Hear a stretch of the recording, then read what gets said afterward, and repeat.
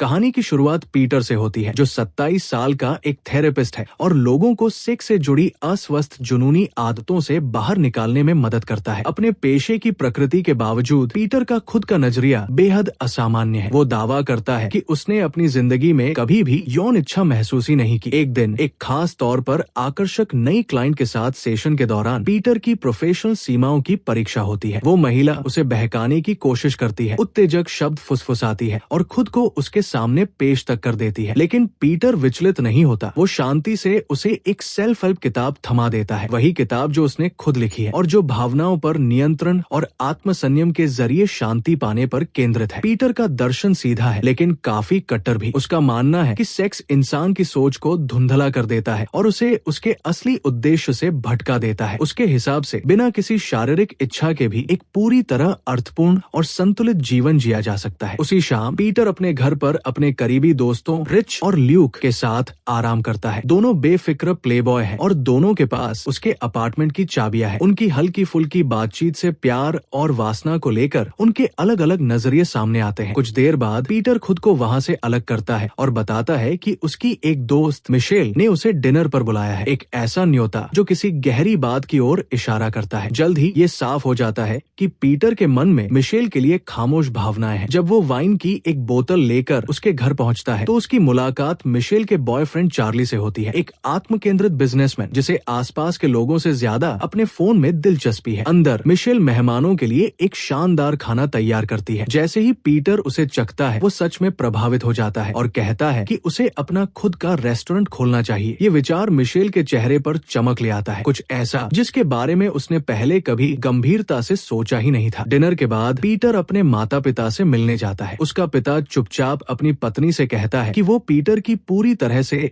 यौन रुचि की कमी को लेकर चिंतित है। वो कहता है कि अगर पीटर समलैंगिक भी होता तो उसे कोई आपत्ति नहीं होती। असल चिंता आकर्षण की पूरी अनुपस्थिति को लेकर है। इसी दौरान पीटर की खुद से प्रकाशित की गई किताब जो भावनात्मक नियंत्रण पर आधारित है अप्रत्याशित रूप से हिट हो जाती है। उसका बॉस उसे बताता है कि उसे एक लोकप्रिय रेडियो शो में बुलाया गया है जो उसके करियर और क्लिनिक दोनों के लिए एक बड़ा मौका है। उसी रात पीटर की मुलाकात मिशेल के कमरे के बाहर चार्ली से होती है। चार्ली कबूल करता है कि उसका और मिशेल का ब्रेकअप हो गया है। काम के प्रति उसका जुनून ही उनके रिश्ते के बीच आ गया। उसके जाने के बाद पीटर एक रोती हुई मिशेल को संभालता है और उसे धीरे से थामे रहता है। आगे बढ़ने का फैसला करते हुए मिशेल एक शेफ बनने के अपने सपने को पूरा करने का निश्चय करती है और पीटर उसे दिल से उसका पीछा करने के लिए प्रोत्साहित करता है। भावुक होकर मिशेल अचानक उसे चूम लेती है, लेकिन पीटर कोई प्रतिक्रिया नहीं देता। इसके बजाय उसके सिर में फिर से तेज दर्द उठता है और वो अचानक वहाँ से चला जाता है। बाद में पता चलता है कि ये सिरदर्द किसी गहरी समस्या की ओर इशारा कर रहे थे। अगली सुबह ल्यूक और रिच पीटर को बास्केटबॉल खेलने के लिए मना लेते हैं। खेल के दौरान एक बॉल सीधे उसके ग्रोइन पर लगती है और वो बेहोश हो जाता है। अस्पताल में किए गए स्कैन एक असामान्यता दिखाते हैं। पीटर के टेस्टिकल्स असामान्य रूप से छोटे हैं। आखिरकार डॉक्टर उसकी यौन इच्छा की कमी का कारण समझाते हैं। सालों से एक ट्यूमर उसके पिट्यूटरी ग्लैंड पर दबाव डाल रहा था, जिससे टेस्टोस्टेरोन का उत्पादन रुक गया था और उसके शरीर में प्रोलैक्टिन की मात्रा बढ़ गई थी। सरल शब्दों में कहें तो 27 साल की उम्र में भी वो कभी प्यूबर्टी से गुजरा ही नहीं था। ये खुलासा सब कुछ नए सिरे से परिभाषित कर देता है। सेक्स के प्रति उसकी नफरत, भावनात्मक नियंत्रण पर लिखी उसकी किताबें, ये सब उसकी इच्छा शक्ति नहीं बल्कि उसकी जैविक स्थिति का नतीजा था। लेकिन उम्मीद बाकी थी। सर्जरी के जरिए ट्यूमर को हटाया जा सकता था और हार्मोनल संतुलन वापस लाया जा सकता था। राहत महसूस करते हुए पीटर इसके लिए राजी हो जाता है। ऑपरेशन सफल रहता है। रिकवरी के दौरान वो अपने नए शरीर को परखता है। एडल्ट मैगजीन पलटता है, लेकिन फिर भी कुछ महसूस नहीं करता। अगले दिन उसके शरारती दोस्त उसे जगह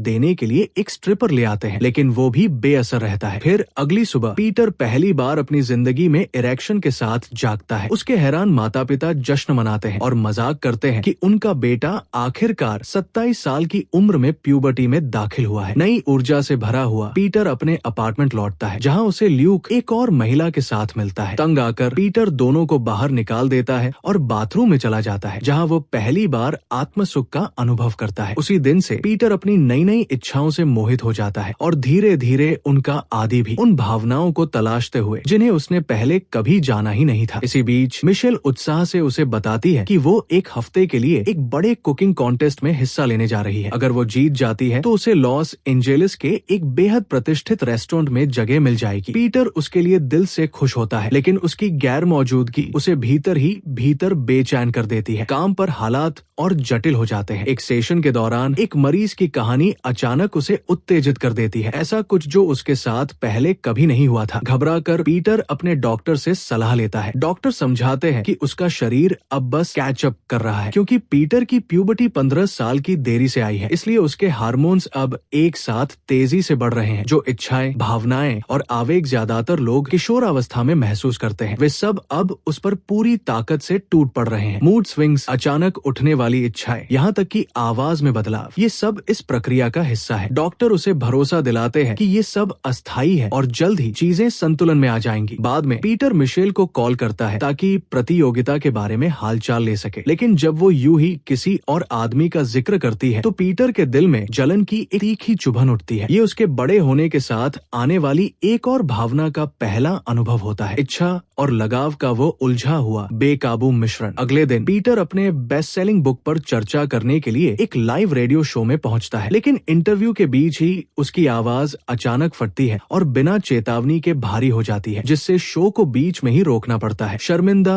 और उलझन में पड़ा पीटर उस रात घर लौटता है और अपने माता पिता को उन अजीब बदलावों के बारे में बताता है जिनसे वो गुजर रहा है। डांटने के बजाय उसके पिता हंस पड़ते हैं। उन्हें खुशी होती है कि आखिरकार उनका बेटा भी वही सब झेल रहा है जिससे हर किशोर गुजरता है। मैं 15 साल से इसी का इंतजार कर रहा था, वो मजाक में कहते हैं, गर्व और राहत से भरे हुए। जैसे जैसे दिन बीतते हैं पीटर के हार्मोन्स और भी बेकाबू होने लगते हैं। उसका जो स्वभाव पहले शांत और संयमित था वो अब इच्छाओं की लहरों में टूटने लगता है। एक दोस्ताना पड़ोसी उसे सलाह देता है कि मिशेल के साथ सीरियस होने से पहले उसे थोड़ा अनुभव हासिल कर लेना चाहिए ताकि वो उसे निराश न करे, और इसके लिए वो टिंडर ज्वाइन करने का सुझाव देता है। पीटर इस सलाह को कुछ ज्यादा ही शाब्दिक रूप से ले लेता है। जल्द ही वो लगभग हर रात अलग अलग महिलाओं के साथ समय बिताने लगता है, उन अनुभवों के पीछे भागते हुए जो उसने कभी नहीं जिए थे। एक दिन मिशेल से मिलने जाते वक्त पीटर की मुलाकात उसके बिल्डिंग के बाहर चार्ली से हो जाती है। चार्ली मान लेता है कि वो मिशेल को नजरअंदाज करने के लिए माफी मांगने आया है और शांति के संकेत के तौर पर फूलों का एक गुलदस्ता लाया है। पीटर खुद ही उन्हें पहुंचाने की पेशकश करता है, लेकिन जैसे ही मिशेल दरवाजा खोलती है वो फूलों को अपना तोहफा बताता है। खुश और भावुक मिशेल उसका धन्यवाद करती है, इस झूठ से पूरी तरह अनजान। उनकी मुलाकात इतनी अच्छी रहती है कि पीटर हिम्मत करके उसे डिनर पर चलने के लिए पूछ लेता है और वो मान जाती है। लेकिन उसी रात उसका दोस्त रिच उसे याद दिलाता है कि उसने उसके बेटे की देखभाल करने का वादा किया था। जिम्मेदारी और इच्छा के बीच फंसकर पीटर मिशेल को चुनता है, जिससे रिच गुस्से से भर जाता है। उस शाम पीटर और मिशेल एक ऐसे महंगे रेस्टोरेंट में पहुंचते हैं जहां बुकिंग मिलना लगभग नामुमकिन होता है। मिशेल प्रभावित हो जाती है, ये सोचकर कि पीटर ने कोई जुगाड़ लगाया होगा, लेकिन सच्चाई जल्द ही सामने आ जाती है। रिच अपनी पत्नी के साथ वहां आ जाता है और खुलासा होता है कि पीटर ने रिच की बुकिंग ले ली थी, ये मानकर कि वो आएगा ही नहीं। रिच उसका सामना करता है और बताता है कि पीटर ने बेबी सिटिंग छोड़ दी थी और ल्यूक को मजबूरन उसकी जगह आना पड़ा। अपमानित होकर मिशेल उठकर जाने लगती है। जैसे ही वो अपना फोन चेक करती है चार्ली का मैसेज आता है। वो फूलों के लिए उसे धन्यवाद देता है और उसी पल सच्चाई साफ हो जाती है। पीटर ने न सिर्फ रिच के साथ विश्वासघात किया था बल्कि उससे भी झूठ बोला था। बिना एक शब्द कहे मिशेल वहाँ से चली जाती है और पीटर अकेला रह जाता है अपने कर्मों के नतीजों के साथ। अगले दिन पीटर काम पर एक और सीमा लांघ देता है जब एक मरीज अपनी कल्पनाओं का जिक्र करती है। इच्छा से पूरी तरह अभिभूत होकर वो कपड़े उतारने लगता है, लेकिन तभी उसका बॉस अंदर आ जाता है और उसे पकड़ लेता है। पीटर को तुरंत सस्पेंड कर दिया जाता है। हफ्ते बीतते हैं और पीटर पूरी तरह टूटने लगता है, अपनी बेकाबू इच्छाओं में डूबा हुआ। आखिरकार वो अपने पिता के पास जाता है और अपनी उलझन कबूल करता है। उसके पिता ध्यान से सुनते हैं और समझाते हैं कि प्रलोभन इंसान होने का हिस्सा है, लेकिन एक आदमी की पहचान इस बात से होती है कि वो उसका सामना कितनी ईमानदारी से करता है। वो पीटर को सलाह देते हैं कि अपने अगले इंटरव्यू में दिल से बात करे। अगले दिन पीटर अपने पिता की सलाह मानता है। ऑनर वो स्वीकार करता है कि उसकी बेस्ट सेलिंग किताब गलत थी। वो मान लेता है कि सालों तक उसने कुछ भी महसूस नहीं किया और अब सब कुछ महसूस कर रहा है। वो सेक्स को जीवन का एक स्वाभाविक और अर्थपूर्ण हिस्सा मानने की अपनी नई समझ साझा करता है। दर्शक उसकी ईमानदारी पर तालियां बजाते हैं। इसके बाद पीटर रिच से माफी मांगता है और रिच उसे माफ कर देता है। ल्यूक के प्रोत्साहन से पीटर मिशेल के साथ चीजें ठीक करने निकल पड़ता है। उसके रेस्टोरेंट में मिशेल चार्ली के साथ डिनर कर रही होती है, तभी